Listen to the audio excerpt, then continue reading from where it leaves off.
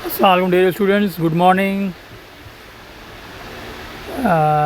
Chapter 6 momentum हम कर रहे हैं। एंड ऑफ चैप्टर क्वेश्चन है डेविड सैंग बुक का क्वेश्चन नंबर 10। बहुत इंटरेस्टिंग क्वेश्चन है क्रिकेट लवर्स के लिए। ख़ास हमारे जो ख़ास साउथ एशियन कंट्रीज़ हैं वो ज़्यादातर बहुत ज़्यादा फैंस हैं, और जो अरब कंट्रीज़ हैं वो भी बहुत ज़्यादा शौकीन हैं। वहाँ पे क्रिकेट बहुत शौक़ से देखा जाता है। तो अब यहाँ देखो कि क्रिकेट की बात हो रही है, ठीक है। हमारे पास T20 हो रहा है, और T20 के अंदर हमारे पास बैटिंग चल रही है। बैटिंग के अंदर वो कहता है कि भाई जो बैट है, बैट बॉल को स्ट्राइक करता है, और बॉल का मास वो कह रहा है 0.16 kg है, ठीक है। जब बॉल इनिशियली बैट को हिट करता है तो बॉल की स्पीड होती है 25 मीटर पर सेकंड, एक बात। और फिर वो एक बड़ी ख़ास बात कह रहा है कि वो उसी सेम पाथ के अलोंग सेम स्पीड से रिटर्न हो जाता है बॉल, ठीक है। जिस पाथ से वो आ रहा होता है उसी पाथ से वो रिटर्न हो जाता है सेम स्पीड के साथ, ठीक है।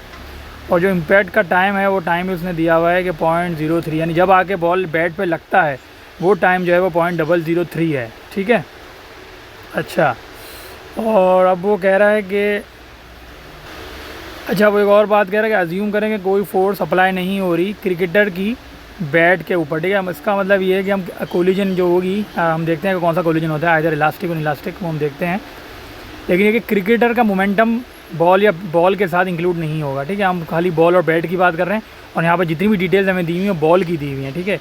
बॉल का आते जब आ रही थी तो उसका मास ये था 0.16 और स्पीड 25 मीटर पर सेकेंड, और जब वो जाता है तो उसी सेम पाथ के साथ और उसी सेम स्पीड के साथ जाता है, ठीक है। तो ज़रा हम इसको पिक्टोरियल डायग्राम में देखते हैं और देखते हैं कि ये असल में कहना क्या चाह रहा है, ठीक है।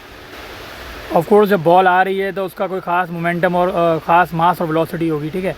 तो हम ये कह देंगे कि हमारे पास इनिशियल मोमेंटम होगा बॉल का, ठीक है ना। जब बॉल आ रही है तो उसका इनिशियल मोमेंटम होगा, उसको हम PI से डिनोट करते हैं। P means momentum, PI means initial momentum. और इसी तरह जब बॉल जा रही है तो हम इसको कहेंगे कि PF फाइनल मोमेंटम, ठीक है। एक बात तो ये हो गई। अच्छा, अब इसमें एक और बात ये है कि अगर जैसे हम आने वाली वेलोसिटी को v ले रहे हैं, ठीक है। आने वाली वेलोसिटी को हम v ले रहे हैं, और फिर जाने वाली वेलोसिटी सेम वेलोसिटी है, सेम पाथ, स्पीड सेम है, ठीक है। तो हमें कहेंगे कि इनिशियल मोमेंटम होगा वो होगा mvi, ठीक है। लेकिन फाइनल मोमेंटम क्योंकि जाने वाली वेलोसिटी है, डायरेक्शन चेंज है, तो हम ये कहेंगे जो PF होगा वो क्या हो जाएगा, PF इक्वल टू PF होगा -mv, ठीक है। एक बात तो क्लियर हो गई, यहाँ पे बॉल आ रही है और जा।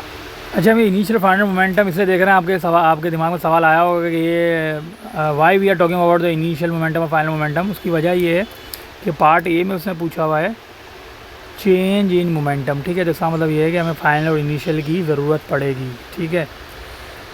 तो यहाँ देखो हमारे पास क्या हो जाएगा, पार्ट ए में जो हमारे पास चेंज इन मोमेंटम, इसको हम डेल्टा P से डिनोट करते हैं। Change in P means momentum, delta means change, और ये होता है फाइनल माइनस इनिशियल, ठीक है। अच्छा, PF है mv, और ये माइनस के साथ है फाइनल मोमेंटम की। किसी को भी हम अपोजिट ले सकते हैं, कोई मसला नहीं है, ठीक है। एक को +v के साथ और एक को -v के साथ। तो ये हमारे पास हो जाएगा, ये हो जाएगा हमारे पास 2mv, ठीक है। बस इसमें वैल्यू प्लेस करो और हमारा चेंज मोमेंटम का आंसर आएगा। ये क्या हो जाएगा, 2 मल्टीप्लाई बाय मास है 0.16 और वेलोसिटी है 25, ठीक है। तो इट विल बी सर आएगा 8 kg मीटर पर सेकेंड, ठीक है। चेंज इन मोमेंटम का आंसर आ गया, ठीक है। इस तरह मैं निकाला है।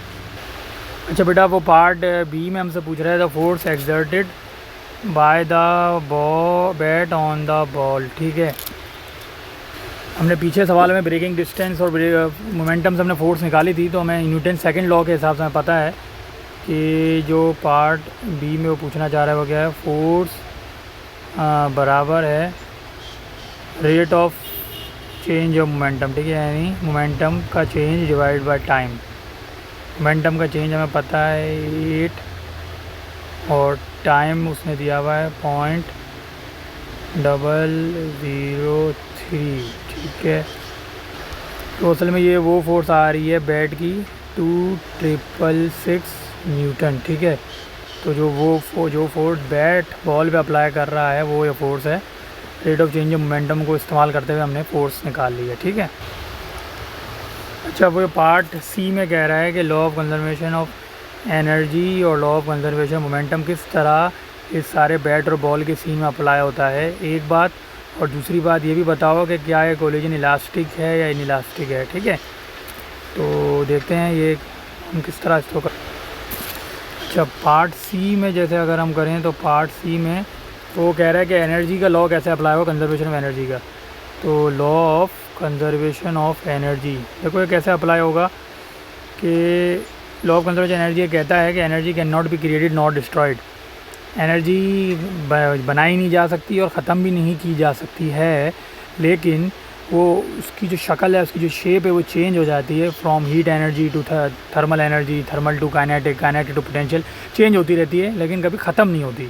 Mind it. ठीक है, तो इसका मतलब ये है कि जब बैट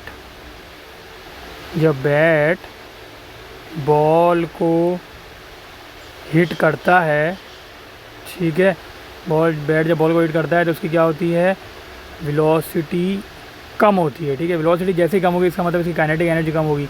जिस स्पीड से बैट आ रहा था पीछे से वो थोड़ी कम हो जाएगी।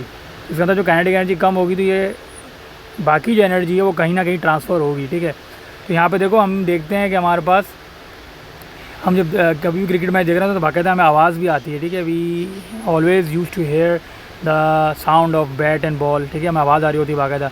If anybody is going for a 6, if anybody going for a 4, so you will hear some sound of course. ठीक है, तो इसका मतलब ये है कि जो एनर्जी थी काइनेटिक एनर्जी वो किस में, साउंड एनर्जी में चेंज हो गई। ठीक है, या फिर क्या है कि उसके इम्पैक्ट की वजह से हमें आइडिया नहीं हुआ होगा, लेकिन उसके इम्पैक्ट की वजह से हीट एनर्जी में भी चेंज हो जाती है, यानी थर्मल एनर्जी। ठीक है, तो इस वजह से क्या होगी, जो काइनेटिक एनर्जी होगी वो कम हो गई ना।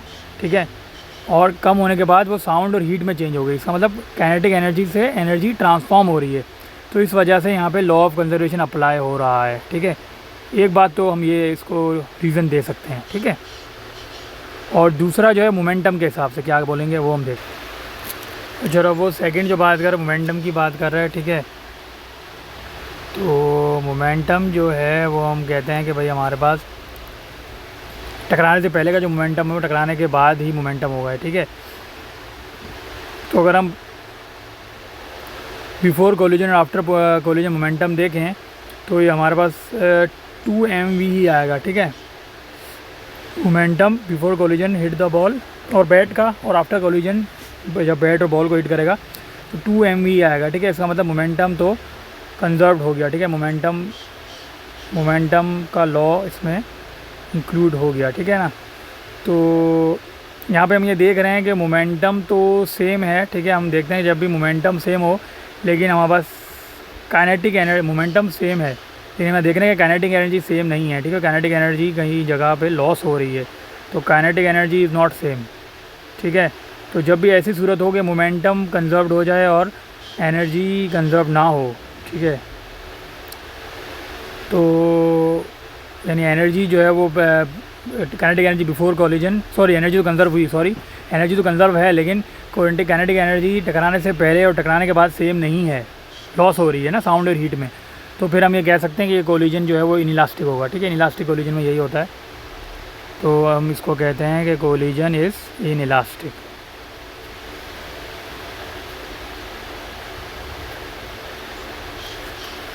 ठीक है बेटा, तो ये सवाल आप इसको बैक करके भी देख सकते हो, बहुत ही आसान सवाल है।